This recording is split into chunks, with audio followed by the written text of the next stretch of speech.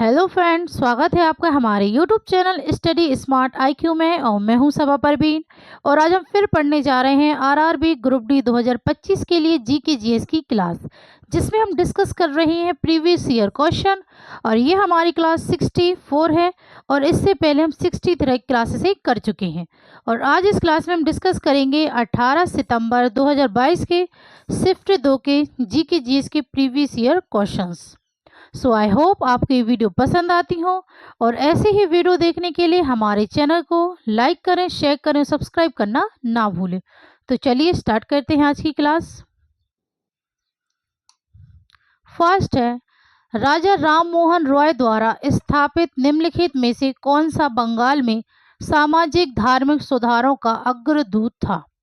तो राजा राम मोहन रॉय द्वारा कौन सा बंगाल में सामाजिक धार्मिक और सुधारों का अग्रदूत था।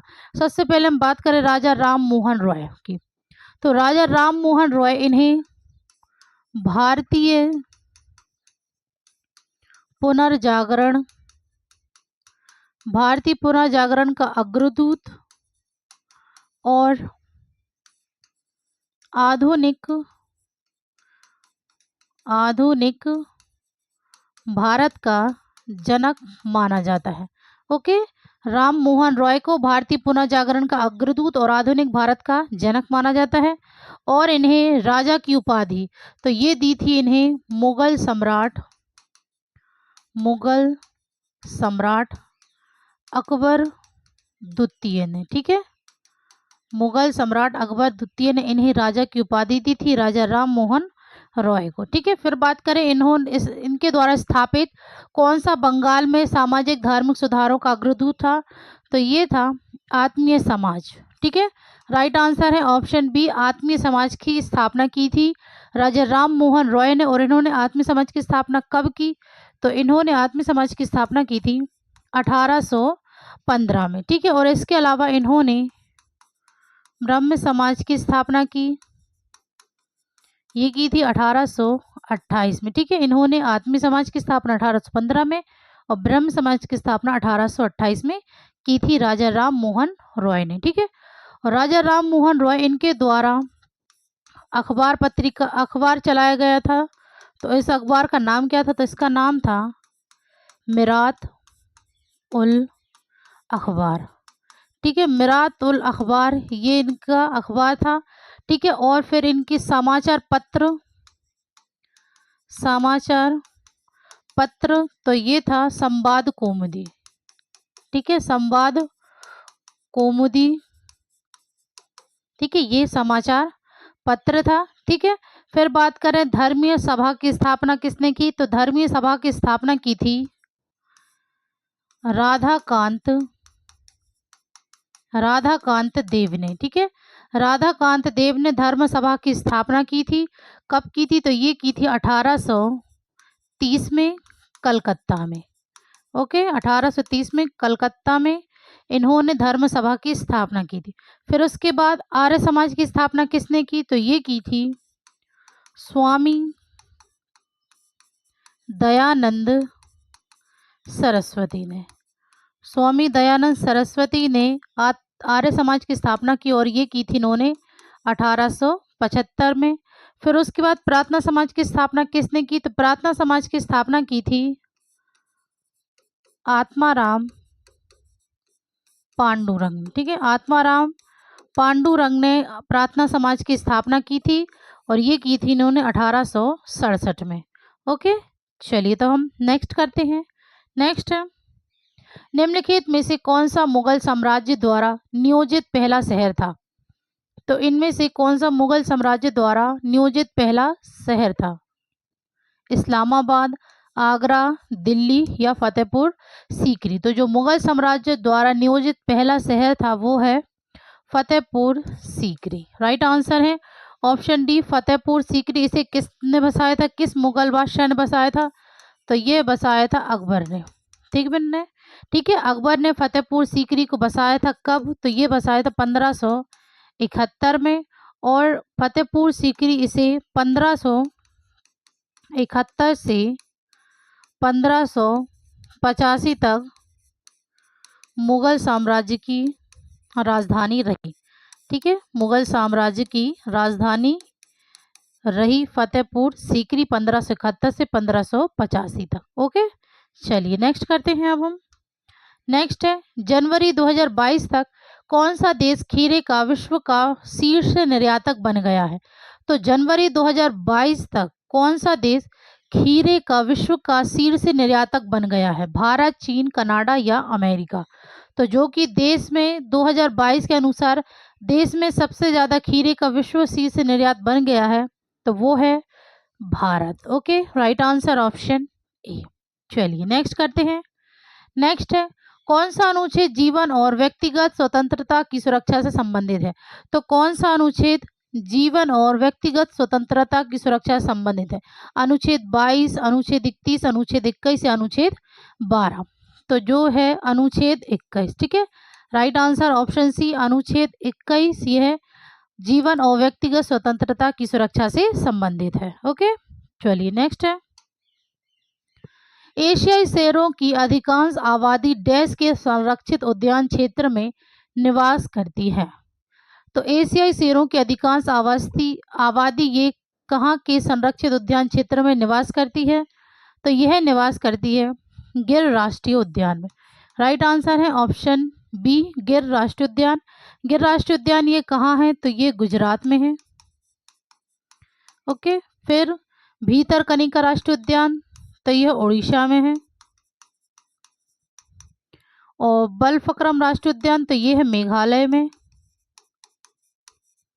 और अनाई मुनि 16 राष्ट्रीय उद्यान, तो ये है केरल में। ओके, चलिए नेक्स्ट करते हैं। नेक्स्ट है कैल्शियम सल्फेट डाइहाइड्रेट डैश का रासायनिक नाम है? तो कैल्शियम सल्फेट डाइहाइड्रेट यह किसका रासायनिक नाम है? Gypsum, baking powder, plaster of Paris या धावन सोडे का? तो कैल्शियम सल्फेट डाइहाइड्रेट यह रासायनिक नाम है जिप्सम का। ओके, राइट आंसर है ऑप्शन ए जिप्सम। ठीक है, चलिए नेक्स्ट करते हैं। नेक्स्ट है मौखिक गर्भ निरोधक गोलियां डैश को रोककर काम करती हैं? तो मौखिक गर्भ निरोधक गोलियां यह किसको रोककर काम करती हैं? तो यह काम करती हैं अंडोत्सर्ग और निषेचन को रोककर। Right answer option D.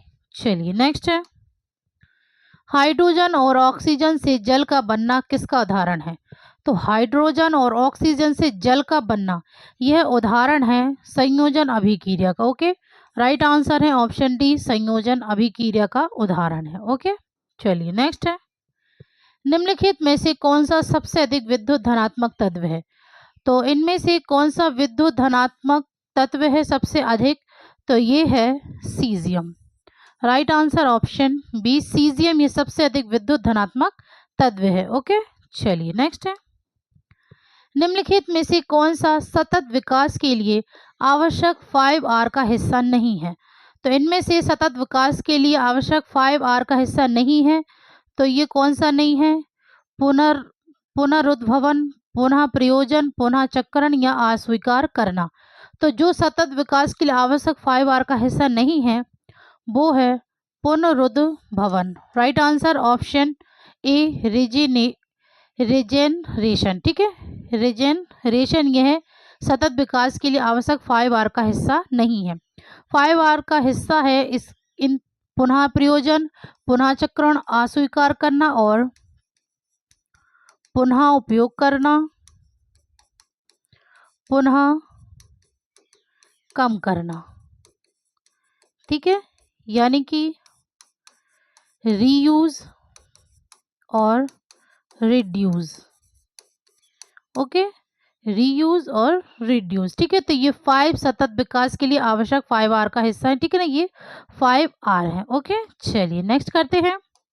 Next है असत्य कथन की पहचान कीजिए। तो इनमें से असत्य कथन कौन सा है? सूरजमुखी एक प्रकाश पोषी पौधा है, तो ये तो सही है।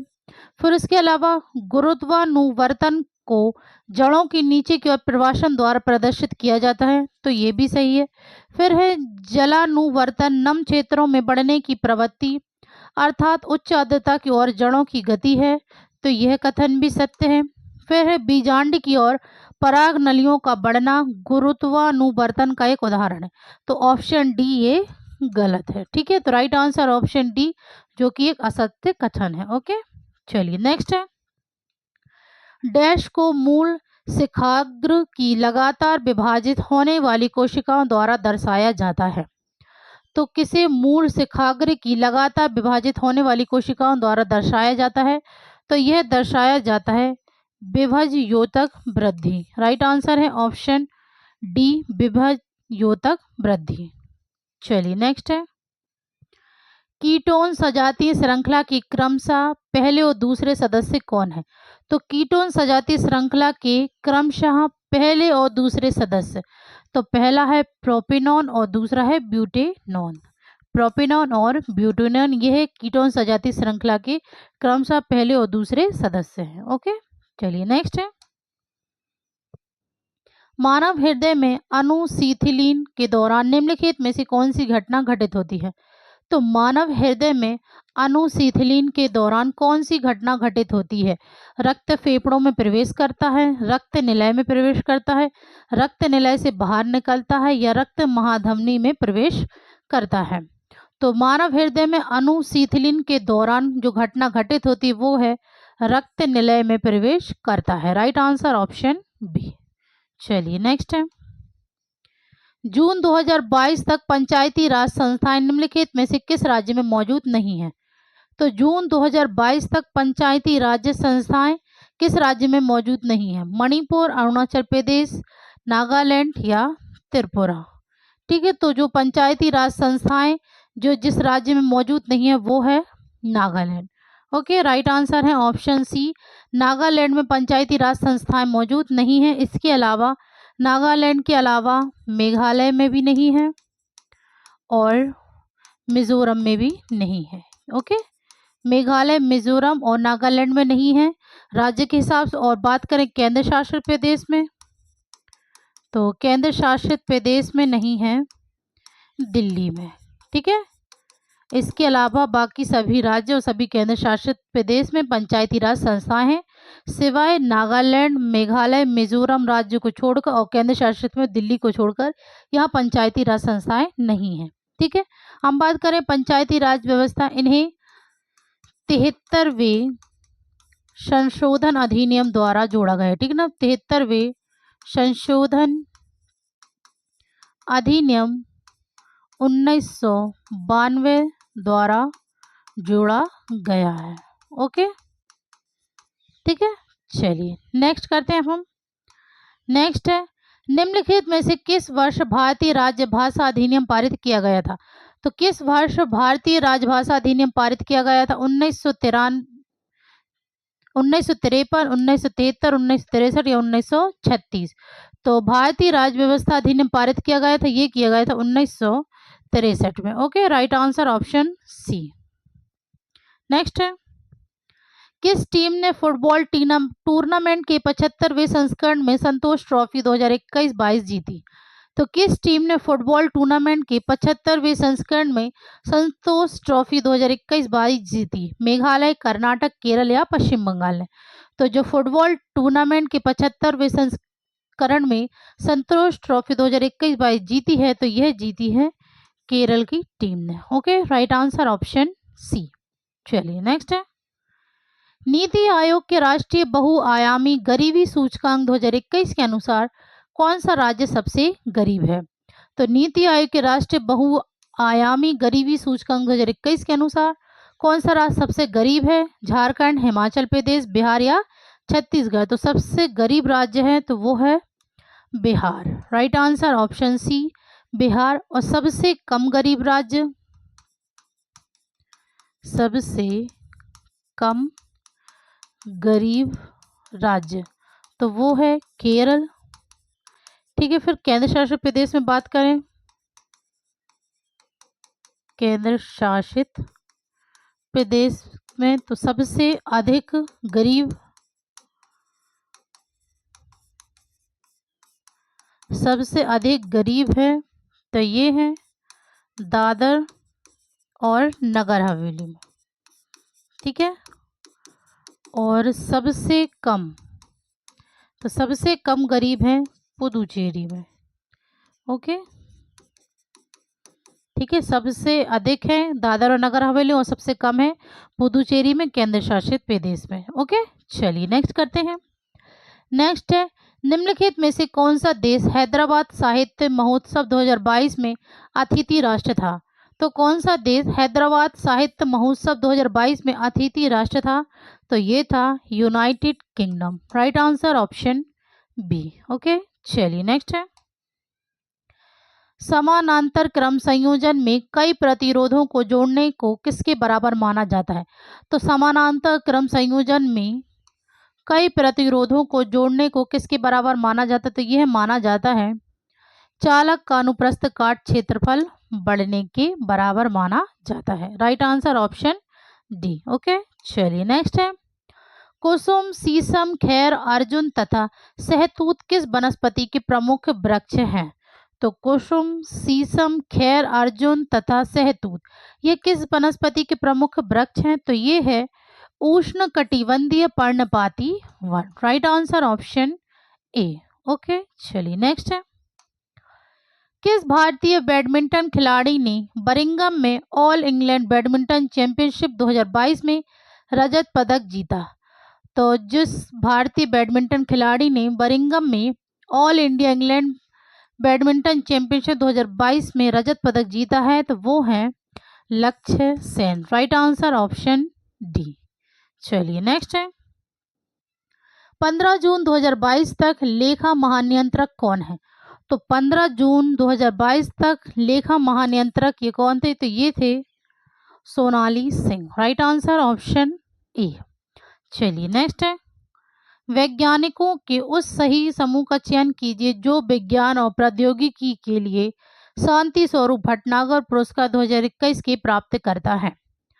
तो विज्ञान और प्रौद्योगिकी के लिए शांति स्वरूप भटनागर पुरस्कार 2021 के प्राप्तकर्ता का सही समूह चयन करना है। तो इसका है अमित सिंह, कनिष्क विश्वास और डॉक्टर अनीश घोष।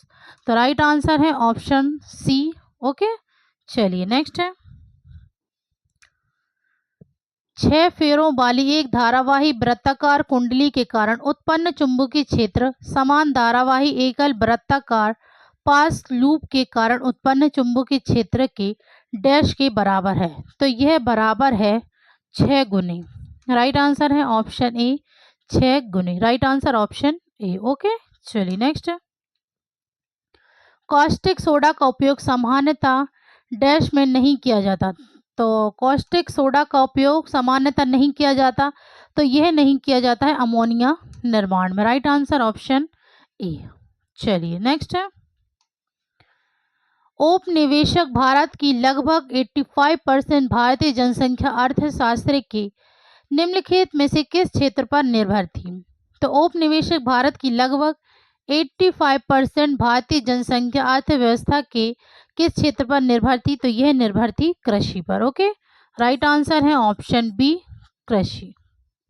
चलिए नेक्स्ट है, एक चुंबक जब किसी कुंडली के पास ले जाया जाता है तो एक प्रेरित धारा उत्पन्न होती है। तो प्रेरित धारा के परिणाम को बढ़ाने के लिए निम्नलिखित में से किस विधि का उपयोग किया जाता है?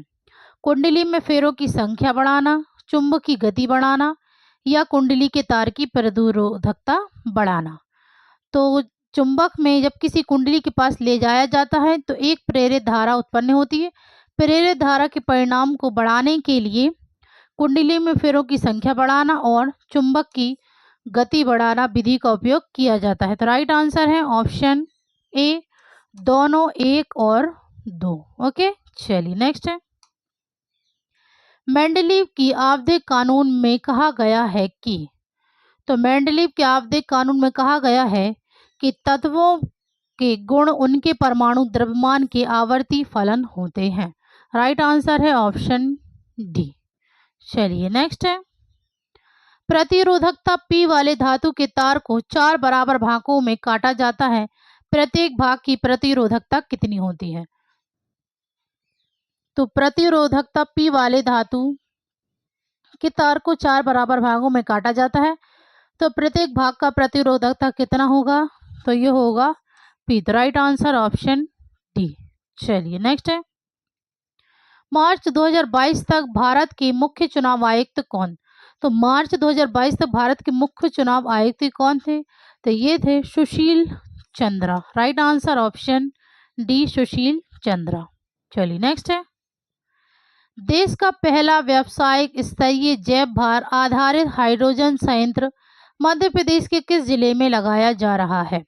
तो देश का पहला व्यावसायिक स्तरीय जैव भार आधारित हाइड्रोजन संयंत्र ये मध्य प्रदेश के किस जिले में लगाया जा? तो ये लगाया जा रहा खंडवा में। Right answer option C, Khandwa. चलिए नेक्स्ट है, निम्नलिखित में से कौन सी अभिक्रिया प्रतीकात्मक संयोजन अभिक्रिया का प्रतिनिधित्व करती है?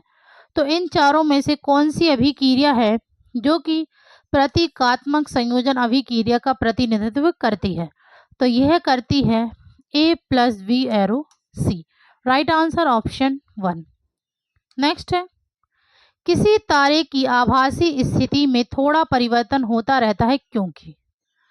तो किसी तारे की आभासी स्थिति में थोड़ा परिवर्तन होता रहता है क्योंकि वायुमंडल की भौतिक दिशाएं बदलती रहती हैं। राइट आंसर ऑप्शन ए। नेक्स्ट है, एक गोलाकार दर्पण एक सीधा और छोटा प्रतिबिंब बनाता है। गोलाकार दर्पण के बारे में सही कथन पहचानिए। तो दर्पण अवतल है, दर्पण एक आभासी प्रतिबिंब बनाता है, दर्पण की फोकस दूरी धनात्मक है। तो इनमें से जो कथन सही है वो है ऑप्शन बी और सी। तो राइट आंसर है ऑप्शन बी और सी दोनों। ओके, चलिए नेक्स्ट है, आय में एक इकाई वृद्धि के कारण प्रत्याशित उपभोग में वृद्धि की दर को डैश कहा जाता है। तो आय में एक इकाई वृद्धि के कारण प्रत्याशित उपभोग में वृद्धि की दर को कहा जाता है। तो इसे कहा जाता है उपभोग करने के लिए सीमांत प्रवृत्ति। राइट आंसर ऑप्शन ए। नेक्स्ट है, निम्नलिखित में से किस समुच्चय के सभी यौगिक एक ही समजातीय श्रेणी के हैं? तो किस समुच्चय के सभी यौगिक एक ही समजातीय श्रेणी के हैं? तो ये हैं C3H8, C4H10, C5H12।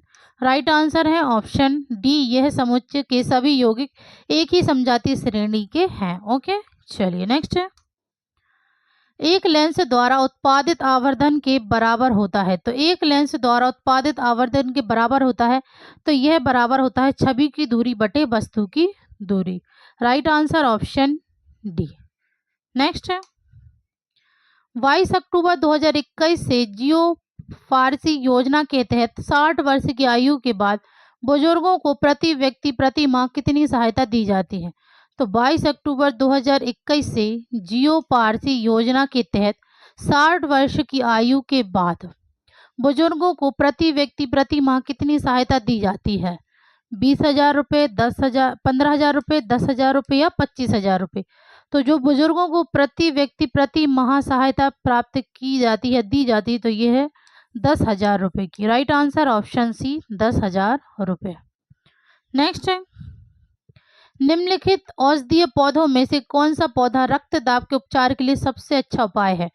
तो इनमें से जो औषधीय पौधा है जो कि रक्तदाब के उपचार के लिए सबसे अच्छा उपाय है, तो वो है सर्पगंधा का पौधा। राइट आंसर ऑप्शन ए। चलिए नेक्स्ट है, अजैव निम्नीकरणीय प्लास्टिक से संबंधित निम्नलिखित में से 3 कथन जंतुओं, पादपों और हमारे आसपास के वातावरण पर उनके प्रभाव को इंगित करते हैं। विषम कथन का चयन कीजिए। तो यहाँ हमें गलत कथन का चयन करना है। सबसे पहला है नालियों को बंद करते हैं। दूसरा, प्लास्टिक बैग मजबूत कैरी बैग है। तीसरा, ये जंतु द्वारा निगले जाने पर घातक साबित हो सकते हैं। और चौथा है मृदा की उर्वरता को कम करता है। तो जो इसमें से विषम कथन है वो है प्लास्टिक बैग मजबूत कैरी बैग है। तो ये ऑप्शन गलत है। तो राइट आंसर है ऑप्शन बी। ओके, तो ये थी आज की हमारी क्लास। सो आई होप आपकी वीडियो पसंद आई हो। तो ऐसे ही वीडियो देखने के लिए हमारे चैनल को लाइक करें, शेयर करें, सब्सक्राइब करें। Thank you.